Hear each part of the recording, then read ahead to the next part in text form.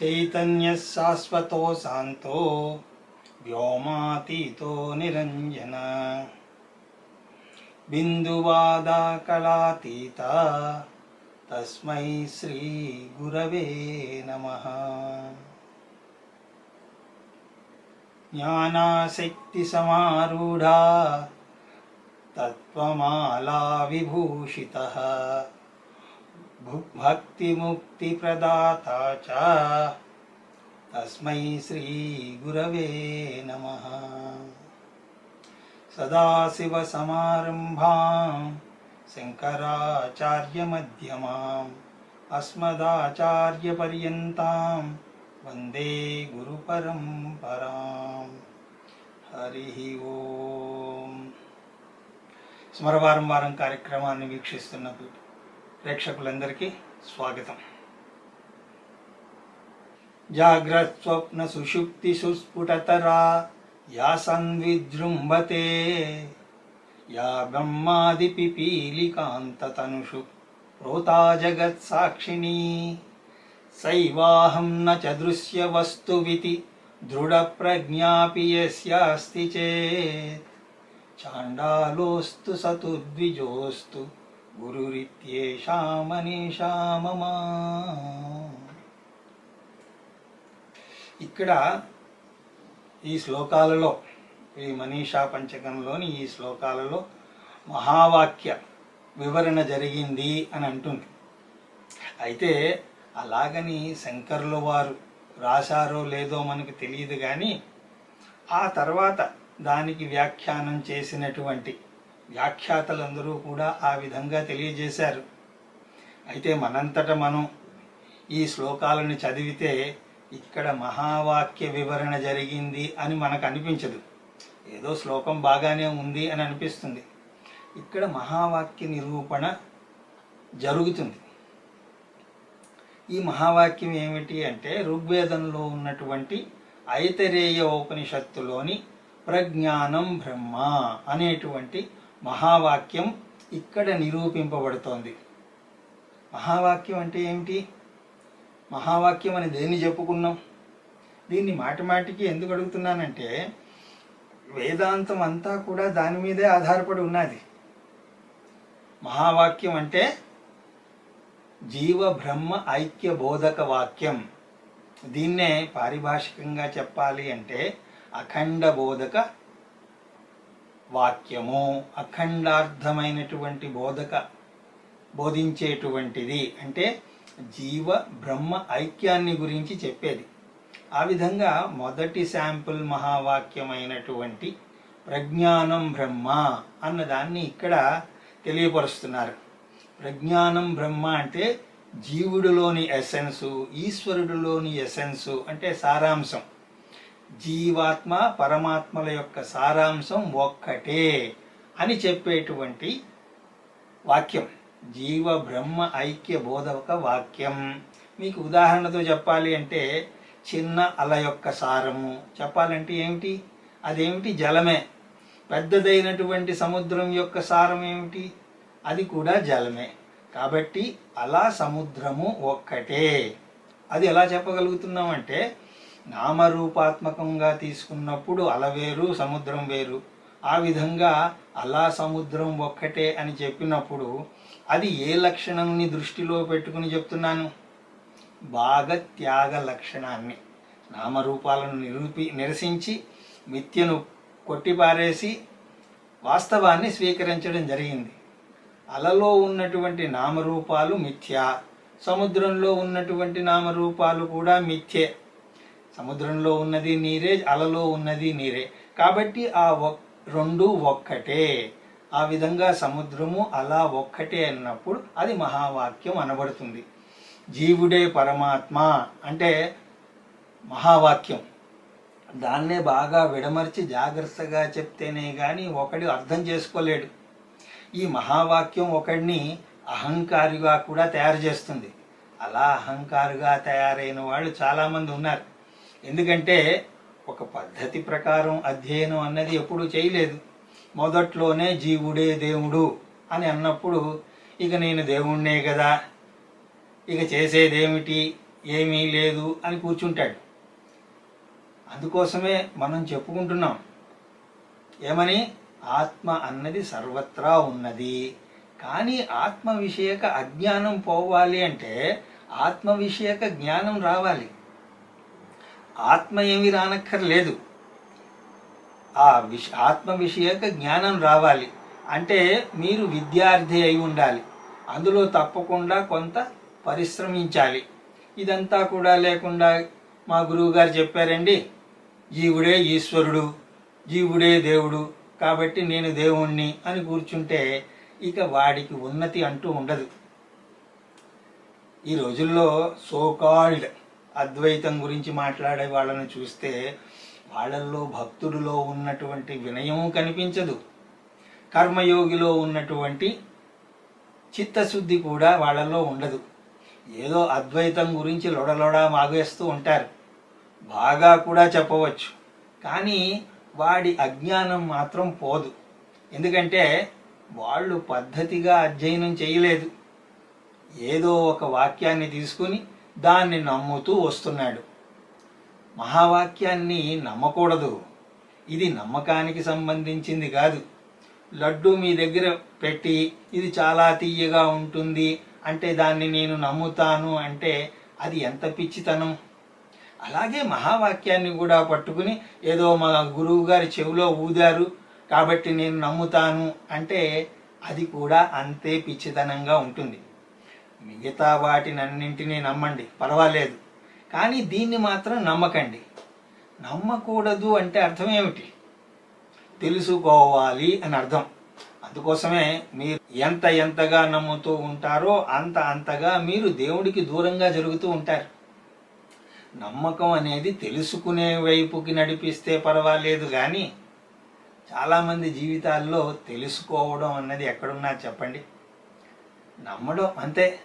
దాని గురించి ఎన్నో కథలు, అలా నమ్ముతూ ఉంటాం అంతే. వాటిని నిరూపించగలమో లేమో తెలియదు కాబట్టి నమ్ముతూ ఉంటాం. వాడికి భక్తి అంటే ఏం లేదు, నమ్మకమే. కానీ నమ్మకం మనకి జ్ఞానాన్ని ప్రసాదించదు. విషయం ఏమిటి అంటే అనేక దేవతామూర్తులను మీరు నమ్మవచ్చు, ఎందుకంటే వాటిని మీరు నిరూపించలేరు. కానీ ఆత్మ గురించి చెప్తున్నప్పుడు దాన్ని నమ్మాల్సిన పని లేదు, దాన్ని నిరూపించవచ్చు. అయితే మనకి ఒక బలహీనత, అన్నింటినీ నమ్మి నమ్మి నమ్మి తెలుసుకునే ప్రయత్నం అసలు ఏమీ చేయడం లేదు. ఆత్మను కూడా నమ్ముతాను సార్ అంటాడు. ఆత్మ, జీవుడు, ఈశ్వరుడు ఒక్కటే, నమ్మేశానండి అంటాడు. నమ్మడం వల్ల ఏమీ ఒరగదు. గుర్తుపెట్టుకోండి, ప్రపంచంలో చాలామంది నమ్మితే సాధించలేనిది ఏదీ లేదు అని అంటూ ఉంటారు. కానీ అలాంటిది ఏమీ లేదు. నమ్ముతున్నారు అంటే మీరు సత్యం నుంచి దూరంగా జరుగుతున్నారు. ఎవరైనా అడిగారు అనుకోండి, మీరు ఫలానా దాన్ని మీరు నమ్ముతారా అంటే ఏదైతే మీకు తెలియదో దాని గురించి నమ్ముతారు. ఆ విషయం తెలిసిన తర్వాత నమ్మాల్సిన పని లేదు. ఇంకోటి ఏమిటి అంటే ఒకవేళ మీకు తెలియకపోతే మీరు నమ్మినా నమ్మకపోయినా సరే దానివల్ల పెద్దగా ఉపయోగం ఏమీ ఉండదు. ఇప్పుడు ఒక గుడ్డివాడు నేను ప్రకాశాన్ని నమ్ముతున్నాను అని అన్నాడు అనుకోండి, అయితే దానివల్ల వాడికి ఏమైనా ప్రయోజనం ఉంటుందా? వాడు ప్రకాశాన్ని నమ్మినా నమ్మకపోయినా వాడికి మాత్రం చీకటే. అయితే ప్రకాశాన్ని చూసే ప్రయత్నం చేయాలి. ప్రకాశం పట్ల ఒక నమ్మకాన్ని ఏర్పరచుకో, ఆ నమ్మకంతో దాన్ని చూసే ప్రయత్నం చెయ్యి. కాబట్టి చాలామంది మా గురువు గారు నాకు చెప్పారు కాబట్టి నేను నమ్ముతున్నాను అని అంటారు. అలా కూర్చుంటారు, అదే అద్వైత సాధన అని అనుకుంటూ ఉంటారు, అదే బ్రహ్మాభ్యాసనం అని అనుకుంటారు. బ్రహ్మాభ్యాసం అంటే నమ్మడం కాదు, తెలుసుకోవడం. దానికి శ్రవణము, మననము, నిధిధ్యాస ఇవన్నీ కావాలి. ఇవన్నీ లేకపోతే ఏమవుతుంది అంటే నేనే బ్రహ్మను అంటే శ్రవణం లేదు, మననం లేదు, నిధిధ్యాస లేదు. అలాంటప్పుడు ఆ బ్రహ్మభావన కూడా ఎంతసేపు ఉంటుంది? వీడికి ఏదో చిన్న కష్టం వస్తుంది, దాంతో ఆ బ్రహ్మజ్ఞానం ఎక్కడికి పోయిందో తెలియదు. ఆ నమ్మకం వల్ల ఏదైనా జరిగిందా చెప్పండి? చిన్న కష్టం చాలు, ఆ జ్ఞానం అంతా పోతుంది. కాబట్టి నమ్మడం కాదు, తెలుసుకోవడం. అలాగా ఈ శ్లోకాలన్నీ కూడా వేదాంత సారము అని చెప్తున్నాను కాబట్టి మళ్ళీ మీరందరూ కూడా జ్ఞానులే అయినప్పటికీ నా అజ్ఞానంతో వేదాంతం గురించి కొంత చెప్తాను. వేదాంతం 3 స్థాయిల్లో నేర్పిస్తారు. అది ఎలాగా అంటే దాన్ని మనం స్కూల్, కాలేజ్, యూనివర్సిటీ స్థాయిలు అని ఈ 3 స్థాయిల్లో నేర్పడం జరుగుతుంది. మొదటి స్థాయి స్కూల్లో నువ్వు బ్రహ్మము ఒక్కటే అని చెప్పే స్థాయి కాదు. మొదట్లో మీ దేహాన్ని చైతన్యవంతంగా చేస్తున్నటువంటి చైతన్యం గురించి అర్థం చేసుకోవడం, అంటే చైతన్యం యొక్క స్వరూపం తెలుసుకోవడం. ఇది ఇంకా ప్రాథమిక స్థాయి. అందుకోసమే తత్వమసి మహావాక్యానికి ఇంత చదవాలా సార్ అంటే అంత చదివితేనే కానీ నీకు ఆ విషయం బోధపడదు. E=mc² అని గుర్తుపెట్టుకుంటానండి, సరిపోతుంది కదా. ఇంత ఎందుకు చదవడం, ఇంత నన్ను ఎందుకు చదివిస్తున్నారు అంటే ఆ మొత్తం ఫిజిక్స్ అంతా కూడా E=mc² చెప్పడం కోసమే. అంతేగాని నేను మొదట్లోనే చివరి దాన్ని చదువుతాను అంటే కుదరదు. ఇక్కడ మొదట బోధ ఏమిటి అంటే నా దేహాన్ని, మనసుని, బుద్ధిని ప్రకాశింపచేస్తున్నటువంటి చైతన్యం యొక్క స్వరూపం నేను తెలుసుకోవాలి. శాస్త్రం మొదట్లో ఆ విధంగా తెలియజేస్తుంది. ఏమిటి ఈ చైతన్యం యొక్క స్వరూపం అంటే చైతన్యము దేహేంద్రియ మనోబుద్ధుల యొక్క భాగము కాదు, గుణము కాదు, వాటి ద్వారా తయారయ్యేటువంటి వస్తువు అంతకంటే కాదు. చైతన్యం ఏమీ తల వెంట్రుక కాదండి. తల వెంట్రుకలు మీ దేహం యొక్క భాగం, చెయ్యి మీ యొక్క దేహం యొక్క భాగం. చైతన్యం అన్నది నా దేహం యొక్క భాగమా అంటే కాదు. ఈ దేహం 70 కిలోలు ఉన్నది అంటే అది దేహం యొక్క బరువు. ఎత్తు, రంగు, బరువు ఇవన్నీ కూడా దేహం యొక్క గుణాలు. ఆ విధంగా చైతన్యం 70 కిలోలు అంటే అది దేహం యొక్క గుణం, చైతన్యం యొక్క గుణం కాదు. అలాగే దేహంలో అనేక రసాలు తయారవుతాయి, ఎంజైమ్స్. పోనీ చైతన్యం అన్నది ఏదైనా ఎంజైమా అంటే చైతన్యం తయారు చెయ్యగలిగినటువంటి గ్లాండ్ అన్నది ఏదీ లేదు. వాస్తవానికి ఆ చైతన్యం వల్లనే ఆ గ్లాండ్ ఆ ఎంజైమ్స్ని ప్రొడ్యూస్ చేస్తున్నాయి అని మనకి తెలిసేది. కాబట్టి ఇక్కడ మొదట బోధ ఏమిటి అంటే చైతన్యం అన్నది దేహం యొక్క భాగము కాదు, గుణము కాదు, దానివల్ల తయారయ్యేటువంటి వస్తువు కూడా కాదు. ఇక రెండవ బోధ ఏమిటి అంటే ఈ చైతన్యం అన్నింటికంటే విలక్షణంగా ఉన్నటువంటి చైతన్యం. ఈ మనోబుద్ధులను అన్నింటి యందు అది వ్యాపించి ఉండి వాటిని చేతనావంతంగా చేస్తూ కనిపించేటట్టు చేస్తుంది. ఇదంతా కూడా నేను భగవద్గీత చెప్పినప్పుడు చెప్పాను.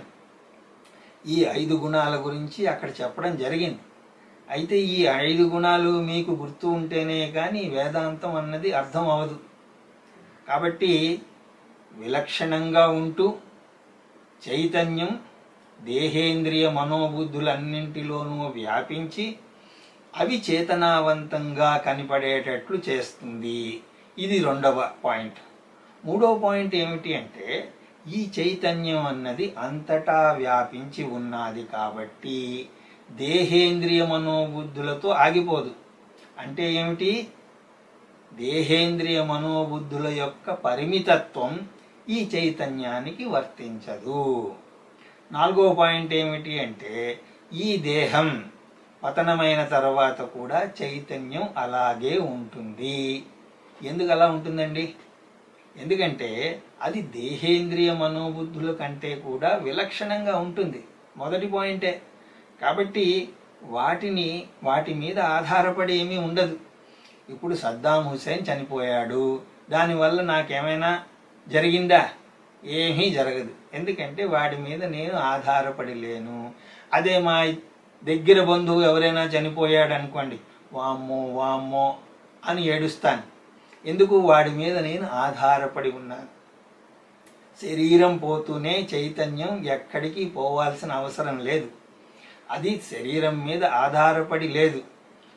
ఆధారపడి లేకుండా విలక్షణంగా ఉన్నప్పుడు దానికి ఏమీ అవదు. ఇక్కడ పాయింట్ ఏమిటి అంటే, ఈ చైతన్యం అన్నది మాధ్యమం లేకపోతే అది వ్యక్తం కాదు. కాబట్టి మాధ్యమం లేదు అంటే అది లేదు అని కాదు, అవ్యక్తంగా ఉంటుంది. చైతన్యం అన్నది ఎప్పుడూ ఉంటుంది.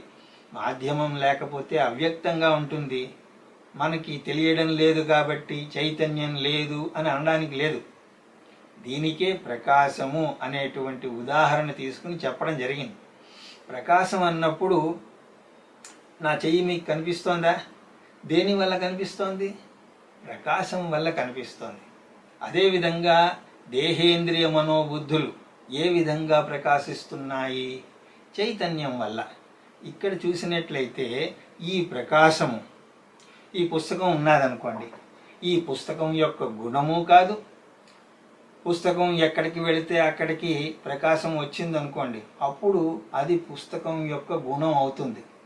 ఇది తీసుకువెళితే చీకట్లో కూడా వెలుతురు వచ్చిందనుకోండి, అప్పుడు ప్రకాశం దీని గుణం అని అనొచ్చు. అలాగా పుస్తకం యొక్క ప్రోడక్ట్ కూడా కాదది. ఇది ఒకటి. ప్రకాశం అన్నది విలక్షణంగా ఉన్నది. ఈ పుస్తకం ఉన్నా కూడా ఆ ప్రకాశం ఉంటుంది. పుస్తకం లేకపోయినా సరే ప్రకాశం ఉంటుంది. ఆ విలక్షణమైనటువంటి ప్రకాశం ఈ పుస్తకం అంతా వ్యాపించి, పుస్తకం ఎక్కడ దాకా వ్యాపించింది అంటే, ఎక్కడ దాకా మీకు కనిపిస్తోందో అంతటా ఆ ప్రకాశం ఉన్నది. కానీ మీకు పొరపాటును కూడా ఆ ప్రకాశం ఉన్నది అని అనిపించడం లేదు. కానీ ప్రకాశం ఉండడం వల్లే అది కనిపిస్తోంది. ఆ ప్రకాశం యొక్క పరిమితి పుస్తకం దాకానే లేదు.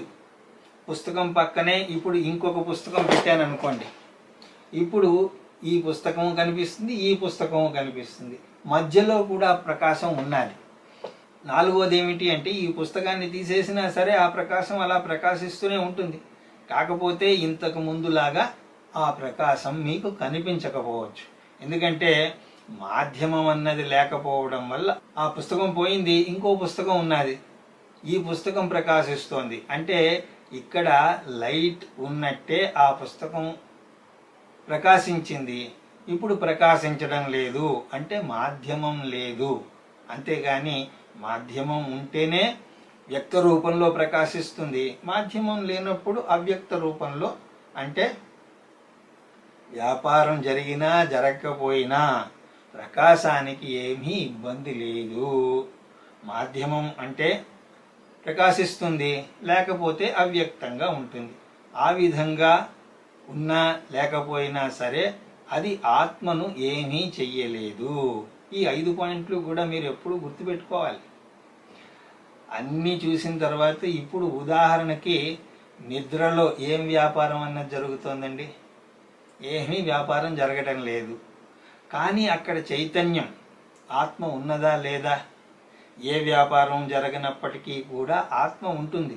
అందుకోసమే నిద్ర లేస్తూనే సరే నాకేమీ తెలియలేదు అని మీరే చెప్తున్నారు. హాయిగా నిద్రపోయాను అని అంటున్నారు.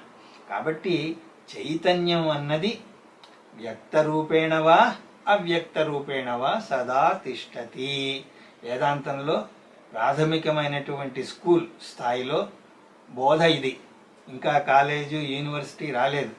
స్కూల్లోనే మనకి బుర్ర తిరిగిపోతోంది. ఇక కాలేజీలోకి వెళ్లే ముందు ఈ చైతన్యం యొక్క వేదాంతం దీనికి కొన్ని పేర్లు పెట్టింది.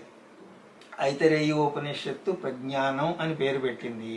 దానికే తైత్తరీయోపనిషత్తు ఏం పేరు పెట్టింది అంటే జ్ఞానం అని అన్నది. దీని మీద కూడా ఎన్నో చర్చలు. సార్, జ్ఞానము, విజ్ఞానము, ప్రజ్ఞానము, సుజ్ఞానము, మన్ను, మశానం ఇవన్నీ ఏమిటి అని అడుగుతాడు. వాడికి అసలు ఏమీ తెలియదు. ఇది చెప్పేవాడు కూడా కొదవలేదండి. మామూలుగా తెలిస్తే జ్ఞానం, బాగా తెలిస్తే సుజ్ఞానం, ఇంకా తెలిస్తే ప్రజ్ఞానం, ఏమీ లేదు. ఉపనిషత్తులు వాటికి పెట్టినటువంటి పేర్లు. అంతేగాని జ్ఞానం అన్నా, ప్రజ్ఞానం అన్నా, విజ్ఞానం అన్నా అంతా కూడా ఆత్మే. ఆ విధంగా తైత్తిరీయోపనిషత్తు సత్యం జ్ఞానం అనంతం బ్రహ్మ అని అన్నది. సత్యం ప్రజ్ఞానం అనంతం బ్రహ్మ అని అనలేదు. కాబట్టి ఇక్కడ ప్రజ్ఞానము, ఇక్కడ జ్ఞానం వేరండి, ప్రజ్ఞానం వేరండి అంటే సరిగా బోధ దొరకని అభాగ్యులు ఆ విధంగా మాట్లాడుకుంటారు. కాబట్టి ఇలాంటి పదాలు వచ్చినప్పుడు అవి ఏ సందర్భంలో వాడారు అన్నది తెలుసుకుని వాటి యొక్క అర్థం మనం చెప్పాలి. ఇప్పుడు నేను రెండు ఆత్మమే అని అన్నాను అనుకోండి, అదేంటండి ఒక చోట జ్ఞానం అన్నారు కదా, ఇంకొక చోట మామూలు జ్ఞానం అన్నారు, ఇంకో చోట ఆత్మ అంటున్నారు ఏమిటి అంటే సందర్భోచితంగా అక్కడ అర్థం చెప్పాల్సి ఉంటుంది. కొంతమంది ఒకే అర్థాన్ని తీసుకుని అన్ని చోట్ల అదే చెప్తూ ఉంటారు. ఎలాగా అంటే పిల్లవాడికి తండ్రి కాబట్టి భార్య దగ్గర తండ్రే, తండ్రి దగ్గర తండ్రే, అమ్మ దగ్గర తండ్రే, ఆ విధంగా ఇక్కడ చెప్తూ ఉంటారు. ఉపనిషత్తులో జ్ఞానము అని అన్నారు. దేన్నైతే అన్నారో, దేన్నైతే మనం చైతన్యం అని అంటున్నామో ఐతిరేయ ఉపనిషత్తు దాన్ని ప్రజ్ఞానము అని అంటుంది. ప్రజ్ఞాన స్వరూపాన్ని అర్థం చేసుకోవడం అన్నది వేదాంతంలో ప్రాథమిక పాఠం. అంటే ఎల్కేజీ అని చెప్పుకోవచ్చు. అయితే ఎల్కేజీ కూడా మీరు పాస్ అయ్యారా లేదా అన్నది నాకు తెలియదు. ఇది ఒక్కటే అర్థం అవ్వడానికి కొంతమందికి జీవితకాలం పడుతుంది. నేను నిజంగా చెప్తున్నానండి, ఏదో తమాషాకి చెప్పడం లేదు. ఇది అర్థం అవ్వలేదా అంటే అర్థం అవుతుంది, కానీ అది మళ్ళీ మనసులో నిలబడాలి అంటే ఎంతో నిధిధ్యాస అవసరం. మొదటి స్కూల్లో చెప్పారు, అది అయిపోయింది. ఇక కాలేజీలో ఏం చెప్తున్నారండి అంటే ఏ చైతన్యం అయితే నా దేహేంద్రియ మనోబుద్ధులను నిలబెడుతోందో, మనోబుద్ధులను సద్రూప చిద్రూప గుణములతో కనిపించేటట్టు చేస్తోందో, నా మనోబుద్ధులను ప్రకాశవంతంగా చేసి తెలిసేటట్టు చేస్తున్నదో, వాటిని చేతనావంతంగా కాంతివంతంగా చేస్తోందో, ఆ చైతన్యం నా దేహంలో ఒకలాగా ఇంకొకరి దేహంలాగా ఇంకొకటి ఉండదు. చైతన్యం అన్నది ఒకటే. ఇది కాలేజీ స్థాయిలో చెప్పబడింది. అంటే ఇక్కడ బహుత్వం అన్నది లేదు. ఒక చైతన్యం నీలో, ఒక చైతన్యం అని ఉండదు. అందరిలో ఉన్నది అదే చైతన్యం. అయితే మరి యూనివర్సిటీ స్థాయిలో ఏం చెప్తారు అంటే అది ఇప్పుడు ఇక్కడ అప్రస్తుతం అయినా సరే మీకు కొంత చెప్తాను. చైతన్యం మాత్రమే సత్యము. నామరూపాత్మకమైనటువంటి జగత్తు అంతా కూడా మిథ్యా. అదే మూడవది. ఎందుకంటే చెప్పాలి అంటే కాలేజీలో ఇంకా ద్వైతం అన్నది ఉన్నది, చైతన్యం ఉన్నది, మనోబుద్ధులు ఉన్నాయి, చైతన్యం ఉన్నది. యూనివర్సిటీకి వచ్చేటప్పటికి ఏం చెప్తారు అంటే ఏ చైతన్యం అయితే మీకు కనిపించదు, వినిపించదో, అశబ్దం, అస్పర్శం, అరూపం, అరసం, అగంధం, అదే బ్రహ్మ, అదే సత్యం. శబ్ద రూప స్పర్శ రసగంధాదులు ఏవైతే ఉన్నాయో అవి అసత్యము అని అంటారు. ఓరి నాయన, ఇది ఎక్కడ గొడవ? అదే మరి వేదాంతం అంటే. నిజమైన వేదాంతం ఏమిటి అంటే ఆ చివరి యూనివర్సిటీలో చెప్పేది అదే. నీకు ఏదైతే అనుభవంలోకి ఉన్నాదో అది అసత్యం, దాన్ని లేదు అని అంటారు. అన్నీ ఉన్నాయి అంటే వేదాంతం మాత్రం లేదు అని అంటుంది. ఏదైతే నిద్రలో కూడా ఉన్నది అని అనుకుంటామో దాన్ని లేదు అంటుంది. ఏదైతే అసలు లేదో అని అనిపిస్తుందో, కల్లో కూడా దాన్ని ఉంది అని అనుకోమో, దాన్ని ఉన్నది అని అంటుంది. అదే అద్వైతం అంటే. ఇక్కడ స్కూల్లోనూ కాలేజీలోనూ ఇంకా అద్వైతం రాదు. అంటే మనం చెప్పుకున్నటువంటి స్కూలు కాలేజీ ఏదైతే అన్నామో అందులో మీకు ఇంకా అద్వైతం అన్నది రాదు. ఈ స్కూలు కాలేజీ ఏదైతే ఉన్నాయో అవన్నీ కూడా ప్రిపరేషన్. ఈ మొదటి శ్లోకంలో ఆ స్కూల్లో చెప్పబడినటువంటిది, కాలేజీలో చెప్పబడినటువంటి దాన్ని ఇక్కడ ఆచార్యులు మనకు తెలియజేస్తున్నారు. ఇప్పుడు మీరు దాన్ని జాగ్రత్తగా దర్శించే ప్రయత్నం చేయండి. సంవిత్ ఉజృంభతే. ఇక్కడ సంవిత్ అన్నప్పుడు చైతన్యం. చైతన్యానికి ఉన్నటువంటి మరొక పేరు సంవిత్ అంటే ఘట సంవిత్, పట సంవిత్, మఠ సంవిత్ అని తత్వబోధలో మనం చెప్పుకున్నాం కదా. ఆ సంవిత్ విజృంభతే, సంవిత్ అన్నది ఎప్పుడూ తెలియబడుతూనే ఉంటుంది. ఎప్పటిదాకా అయితే నీకు ఆ పుస్తకం కనబడుతోందో ప్రకాశం ఉన్నట్టే లెక్క. ప్రపంచంలో ఏ వస్తువు కనబడుతోంది అన్నా కూడా అక్కడ ప్రకాశం ఉన్నట్టే. దాన్ని ప్రత్యేకంగా ప్రకాశాన్ని నిరూపించాల్సిన పనేమీ లేదు. పుస్తకం కనిపించిందా? కనిపించింది. అయితే నేను మిమ్మల్ని చూశాను అంటే మీరు ఉన్నట్టే లెక్క. దానికి ముందు ప్రకాశం కూడా ఉన్నది అని తెలుసుకోవాలి.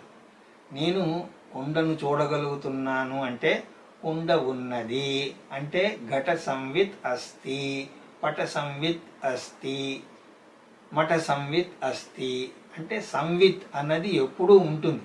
ఇక్కడ కేనోపనిషత్తు ప్రతిబోధ విదితం అని అంటుంది. అన్ని కాలాలలోనూ తెలిసేటువంటిది ప్రతిబోధ విదితం. ఇది ఒక్కటే తెలుస్తుంది. ఇప్పుడు పుస్తక జ్ఞానం అది ఒక జ్ఞానం అనుకుందాం.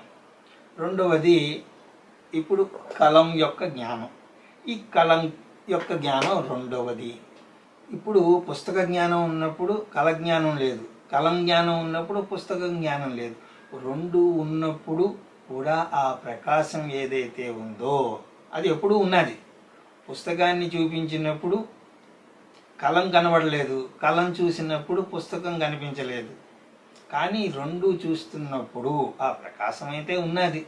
ఆ విధంగా ఎన్ని జ్ఞానాలు ఉన్నా సరే అందులో తెలియబడుతున్నది చైతన్యం ఒక్కటే. సంవిత్ గురించి ఇంద్రియ తలంలో జరిగేటువంటి సకల వ్యాపారాలు ఆత్మ యొక్క ఉనికి చేతనా రూపంలో నిరూపితం అవుతూనే ఉంటుంది, విజ్ఞాన రూపంలో నిరూపితం అవుతుంది. సుషుప్తి అవస్థలో కూడా అక్కడ ఏ వ్యాపారం లేనప్పటికీ జాగ్రత్త అవస్థలో ఒక జ్ఞానం, స్వప్నావస్థలో ఇంకో జ్ఞానం, సుషుప్తి అవస్థలో ఇంకో జ్ఞానం అన్నారు కదా. జాగ్రత్త అవస్థలోనూ ఆ సంవిత్ ఉన్నది, స్వప్నావస్థలోనూ ఆ సంవిత్ ఉన్నది, సుషుప్తి అవస్థలో కూడా ఆ సంవిత్ ఉన్నది.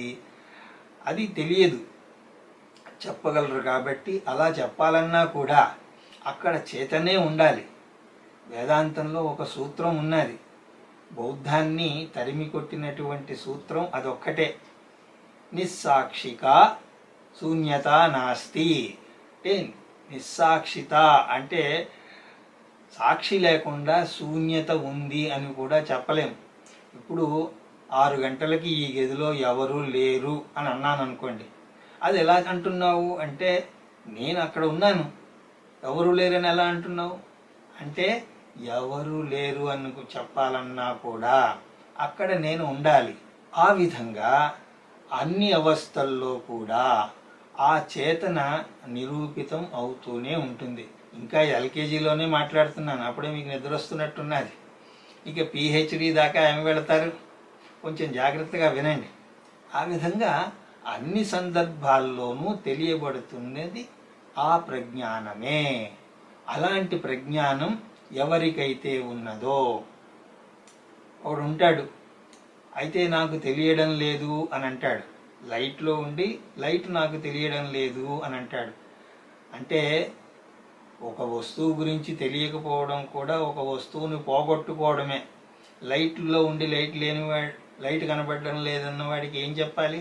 నాయనా నువ్వు ఇంకా కొంచెం సేపు కర్మయోగం చేసిరా, అప్పుడు కాస్త విసుగు వస్తుంది, అప్పుడైనా సరే మారుతాడేమో చూద్దాం. ఎందుకంటే లైట్లో నిలబడి లైట్ ఎక్కడున్నది అని అడిగితే ఇంకేం చెప్తాం. అలాగా ఈ ఆత్మ అనుభవం నాకు దొరకడం లేదు, ఆత్మని అన్ని విధాలుగా తెలుసుకున్నాను కానీ ఆత్మ అనుభవం అన్నది నాకు రావడం లేదు అని అంటాడు. అది కూడా ఇంకొకడు ఎవడైనా అంటే పర్వాలేదండి, వేదాంతం చదువుతున్నవాడే అంటూ ఉంటాడు. ఏదో వేదాంతం చదవకుండా ధ్యానము యోగము అంటూ కూర్చున్నవాడు ఆ మాట అన్నా పర్వాలేదు. కానీ ఈ జన్మలో వాడికి ఎలాగూ ఆ ఆత్మ అనుభవం అన్నది రాదు. అయ్యా జ్యోతిష్యుల వారు, పంచమ స్థానంలో ఎలా ఉన్నదో చెప్పండి, కనీసం వచ్చే జన్మలోనైనా నాకు ఆత్మానుభవం కలుగుతుందా అంటే అప్పుడు కూడా కలగదు. ఎందుకంటే ఆత్మజ్ఞానం ఎప్పుడు వస్తుంది అంటే పర్వాలేదు, ఆత్మ అనుభవం ఎక్కడొస్తుంది? ఆత్మ అజ్ఞానం పోయినప్పుడు ఆత్మజ్ఞానం వస్తుంది అని చెప్పచ్చు. అనుభవం అంటే శాస్త్రం అంటుంది, ఓరి మూర్ఖుడా నీకేమీ అర్థం కాలేదు, ఆత్మ అనుభవం అడుగుతున్నావు అంటే ఆ అడగడానికి దానికి ఏమైనా పరిమితులు ఉన్నాయా? ఏమీ లేవు. అదే ఆత్మ అనుభవం అంటే నిరంతరం మీరు అనుభవిస్తున్నది ఏదైనా సరే అదే ఆత్మానుభవం. ఎందుకండి ఈ వేదాంతం, ఈ జ్ఞానం ఎందుకు అంటే ఇదంతా కూడా ఆత్మే అయిన తర్వాత అజ్ఞానం పోవడం కోసం. ఈ చదువంతా దేనికోసం? అజ్ఞానం పోవడం కోసం. మన మధ్య ఒక అజ్ఞానం అనే గోడ ఉన్నది, అది పోవాలి. అది పోవాలి అంటే జ్ఞానం రావాలి. క్యాట్రాక్ట్ పోయిన తర్వాత అన్నీ కలర్ఫుల్గా బాగా కనిపిస్తున్నాయి. ఇదేమిటి, ఎప్పుడొచ్చింది ఇంత రంగు, మంచి రంగు బాగుంది అంటే ఎక్కడి నుంచి రాలేదు, నీ క్యాట్రాక్ట్ పోయింది అంతే. అంతేగాని అంతకుముందు కూడా అది అలాగే ఉంది. ఆ విధంగా మీకు అది తెలిసేందుకు సాధన తప్పితే ఆత్మ అనుభవం కోసం సాధన కాదు. ఇది గ్రహించకుండా ఆత్మానుభవం కోసం సాధన చేస్తాను అని అంటాడు. చాలాసార్లు ఏమవుతుందంటే వస్తువు గురించి తెలియకుండా వెతడమే వస్తువుని పోగొట్టుకోవడం అవుతుంది. ఇది ఒకసారి మీరు బాగా ఆలోచించాలి. తెలియక వెతకడమే వస్తువుని మరింతగా పోగొట్టుకోవడం అవుతుంది. ఒరేయ్, నువ్వు ఇంత సాధన ఎందుకు చేస్తున్నావు అంటే, నేను ఏనాటికైనా సరే ఆత్మానుభవం పొందాలి అంటే ఇక అయిపోయి. ఆత్మ అనుభవం అన్నది వచ్చేది కాదు, మిగతావన్నీ కూడా వచ్చిపోయేవి అనుభవాలైనప్పటికీ అది సాక్షిగా నిలబడేటువంటి అనుభవం. ఆ అనుభవం కూడా ఎక్కడ ఉన్నది అంటే జాగ్రత్త స్వప్న సుషుప్తిషు స్ఫుటతరా. ఈ ఆత్మ అనుభవం ఎప్పుడెప్పుడు ఉన్నది అంటే, అలా అంటే ఉదాహరణకి ఏ ఏ వస్తువులు చూస్తున్నప్పుడు మీకు కాంతి ఉంది అని అంటారు అంటే నోరు మూసుకో అనాలి. ఏ ఏ వస్తువుల్ని చూసినప్పుడు కాంతి ఉండడం ఏమిటి? ఏ వస్తువు కనిపించినా సరే అక్కడ కాంతి ఉన్నట్టే కదా. పర్వతాన్ని చూసినప్పుడు కాంతి ఉన్నట్టు, యాదగిరి గట్టను చూసినప్పుడు లేనట్టు అని అంటారా? ఆ ప్రశ్న ఏ తప్పు. వస్తువుల్ని చూస్తున్నప్పుడు అన్నదానికి అండర్లైన్ చూసుకోవాలి. చూస్తున్న ఏ అనుభవం అయినా సరే ఆత్మానుభవం మీకు ఉన్నట్లే అంటే దానికి సమాధానం చెప్పకండి. ఎందుకంటే ఆ ప్రశ్న ఏ తప్పు. అనుభవాలన్నా సరే ప్రజ్ఞానం అన్నది ఉండాల్సిందే. జాగ్రత్త స్వప్న సుషుప్తి అవస్థల్లో సంవిత్ ఉంటేనే అటువంటిది చాలా స్పష్టంగా, ఎలాగా స్ఫుటతరా, స్పష్టంగా ఉన్నది. ఇక్కడ కాంతి ఉన్నది అనే చెప్తే పిల్లవాడికి అర్థం కాదు, కానీ మీకు అర్థం అవుతుంది కదా. ఒక పుస్తకాన్ని మీరు చూస్తున్నారు అంటే అక్కడ కాంతి ఉన్నది అని తెలుస్తోంది. ఎలాగైతే చిన్న పిల్లవాడికి తెలియదు, అదేవిధంగా అజ్ఞాని ఆ విధంగా అనుకుంటూ ఉంటాడు. ఆ ఆత్మ అనుభవం అన్నది చాలా స్పష్టంగా విదితమవుతోంది. ఇప్పుడు కాలేజీ బోధ ఏమిటో చూడండి. ఆ విధంగా అన్నింటిలోనూ ప్రకాశిస్తున్నటువంటి చైతన్యం కాలేజీ బోధలో అని చెప్పాను కదా, అది గుర్తున్నదా? కాలేజీ బోధ ఏమిటి? ఏ చైతన్యం అయితే నా దేహేంద్రియ మనోబుద్ధులను ప్రకాశిస్తుందో ఆ ప్రకాశమే అన్ని దేహాలను ప్రకాశింపజేస్తుంది అని చెప్పుకున్నాం కదా ఇంతకుముందు. దాన్నే ఇక్కడ చెప్తున్నారు. యా అంటే ఏ సంవిత్ అయితే జాగ్రత్త స్వప్న సుషుప్తిషు స్పష్టంగా తెలియబడుతోందో, ప్రోత అంటే ఏదైతే అంతర్లీనంగా సరస్వతీ నదిలాగా కింద నుంచి ప్రవహిస్తోందో, ఎక్కడి దాకా అంటే బ్రహ్మాది పిపీలికాంత తనుషు, నా శరీరంలో ఉన్నటువంటి చైతన్యమే బ్రహ్మ శరీరంలో కూడా ఉన్నది. బ్రహ్మ శరీరం అన్నప్పుడు ఇక్కడ వేదాంత బ్రహ్మ అని కాదు, చతుర్ముఖ బ్రహ్మగారు. మనకి ఒక తలకాయ ఉన్నది, ఆయనకి 4 తలకాయలు ఉన్నాయి, అంతే తేడా. ఆయన శరీరంలో కూడా ఉపలబ్ధమయ్యేటువంటి ఈ చైతన్యమే ఈ దేహంలోనూ ఉపలబ్ధమవుతోంది. ఈ చైతన్యమే ఈశ్వరుడిలో కూడా, అదే చైతన్యం బ్రహ్మాది మొదలు పిపీలిక అంత తనుషు అంటే చీమ దాకా, అంటే ఉపలక్షణంగా ఏ జీవి అయినా సరే పెట్టుకోండి, అన్నీ అనుకోండి. తనుషు అంటే దేహాలలో, ప్రోత అంటే ఆ చైతన్యమే అంతర్లీనంగా ఉన్నది. మీకు ఈ పుస్తకం తెలిసినట్లే కాంతి తెలియాల్సిన పని లేదు, కాంతి ఉన్నది అని అర్థం చేసుకోవాలంతే. ఆ లైట్ వచ్చి చూస్తాను అంటే ఆ లైట్ ఏం కనపడదు, అది కనపడితే ఇంకా పుస్తకం కనపడదు. ప్రత్యేకంగా ఆ లైట్ను చూడాల్సిన పని లేదు, అంతర్లీనంగా అంతటా ఉంటుంది. అందుకోసమే భగవానుడు భగవద్గీతలో ఒక చక్కటి ఉదాహరణ చెప్తారు. ఏమిటది అంటే, మయి సర్వం ఇదం ప్రోతం సూత్రే మణిగణా ఇవ. ఓ అర్జున, నేను లేనటువంటి ప్రదేశమే లేదు. మయి సర్వం ఇదం ప్రోతం, ఇదంతా కూడా వ్యాపించబడి ఉన్నది. ఎలాగైతే సూత్రే మణిగణా ఇవ, ఈ రుద్రాక్షమాలు ఉన్నదండి, ఇందులో పెద్దది బ్రహ్మగారు అనుకోండి, చిన్న రుద్రాక్షలన్నీ కూడా జీవులు అనుకోండి. వీటన్నింటిలో ఉన్నటువంటి బంగారు తాడు ఏదైతే ఉన్నదో, వీటన్నింటినీ కలిపి ఉంచేటువంటి బంగారు తాడు ఏదైతే ఉందో అది అంటోంది, నేను బ్రహ్మలోనూ ఉన్నాను, అన్ని రుద్రాక్షల్లోనూ ఉన్నాను, అంటే అన్ని జీవుల్లోనూ ఉన్నాను. గంధర్వుల్లో ఉన్నాను, కిన్నరుల్లో ఉన్నాను, కింపురుషుల్లో ఉన్నాను, మనుషుల్లో ఉన్నాను, పశువుల్లో ఉన్నాను, అన్నింటిలోనూ నేను ఉన్నాను. అంటే ఎలాగా అంటే, సూత్రే మణిగణా ఇవ, మణులలో కూర్చోబడినటువంటి ఒక మాలలో ఏ దారం అయితే ఆధారంగా చేసుకుని అంతర్లీనంగా అంతటా వ్యాపించి ఉంటుందో ఆ విధంగా చెప్పినప్పుడు, ఈ దేహంలో చైతన్యం ఉన్నది కాబట్టే దేహ సాక్షి. చైతన్యం కూడా ఇంద్రియాల్లో ఉన్నప్పటికీ వాటికి విలక్షణంగా ఉంటుంది కాబట్టి వాటికి సాక్షి అని అన్నారు. దేహేంద్రియ మనోబుద్ధులలో దేహానికి అది సాక్షి, జగత్తంతా ఉన్నది కాబట్టి దానికి జగత్ సాక్షి అని కూడా వారారు. ఇక్కడ అదే జగత్ సాక్షిని అని అన్నారు. జీవుల్లోనూ అదే ఉన్నది, పరమాత్ముడిలో కూడా అదే ఉన్నది.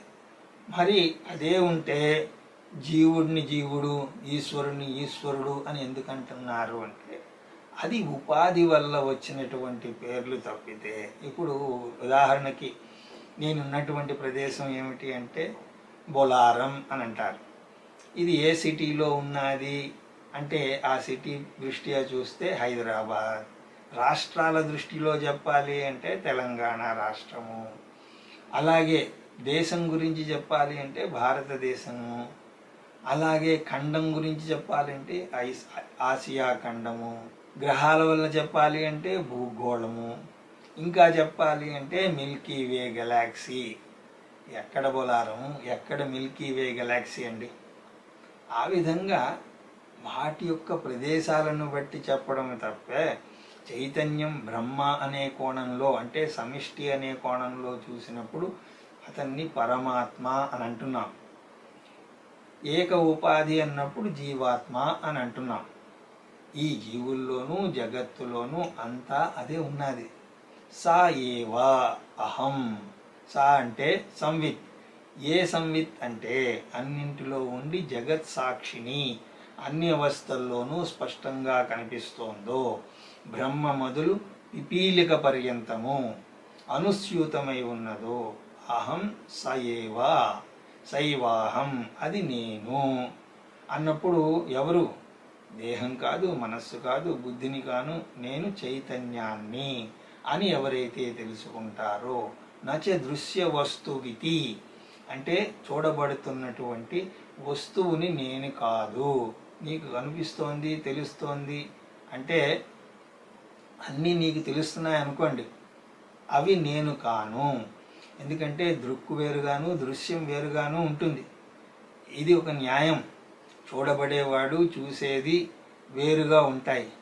ఆ బ్రహ్మాండం మొదలు పెడితే నా దేహం దాకా ఇవన్నీ కూడా నా ద్వారా చూడబడుతున్నాయి, తెలుసుకోబడుతున్నాయి. కాబట్టి నచ దృశ్య వస్తువితి, అవి ఏవి కూడా నేను కాను. దృఢమైనటువంటి ఇలాంటి జ్ఞానం ఎవరికైతే ఉంటుందో, దేహేంద్రియ మనోబుద్ధులు నేను కాదు అన్నటువంటి దృఢమైనటువంటి ప్రజ్ఞ, దీనికి భగవద్గీతలో ఏం పేరు పెట్టారు అంటే స్థిత ప్రజ్ఞ అన్నది చెప్పారు. మామూలు ప్రజ్ఞ కాదు, స్థితప్రజ్ఞ. మీకు నిద్రలో లేపి ప్రశ్న వేసినా కూడా ఒకే సమాధానం వస్తే అది దృఢమైనటువంటి ప్రజ్ఞ. తిరుపతి లడ్డు తీయగా ఉంటుంది, కానీ మిమ్మల్ని కోటిసార్లు అడిగినా సరే తీయగా ఉంటుందనే అంటారు, పుల్లగా ఉంటుందని అనరు. అది దృఢమైనటువంటి ప్రజ్ఞ. కానీ లడ్డు పుల్లగా ఉన్నది అంటే మీరు నమ్ముతారా? నమ్మరు. ఎందుకంటే దాన్ని మీరు తిన్నారు కాబట్టి దృఢమైనటువంటి ప్రజ్ఞ మీకు ఉన్నది. అదే తిరుపతి లడ్డు తినని వాడికి అంతటి దృఢమైనటువంటి ప్రజ్ఞ ఉండదు. తీయగా ఉంటుందా పుల్లగా ఉంటుందా వాడికి తెలియదు.